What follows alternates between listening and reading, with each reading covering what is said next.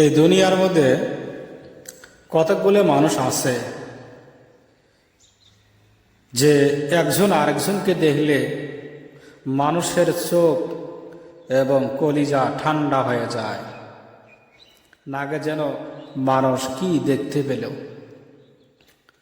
আর এই দুনিয়ার মধ্যে এমন কতকগুলো মানুষ আছে যাদেরকে দেখলে পায়ের রক্ত মাথায় উঠে যায়।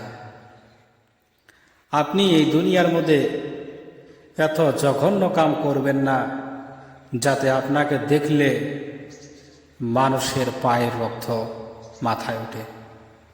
আপনি সব সময় খেয়াল রাখবেন যে আপনাকে দেখলে মানুষের চোখ এবং হৃদয় যেন ঠান্ডা হয়ে যায়।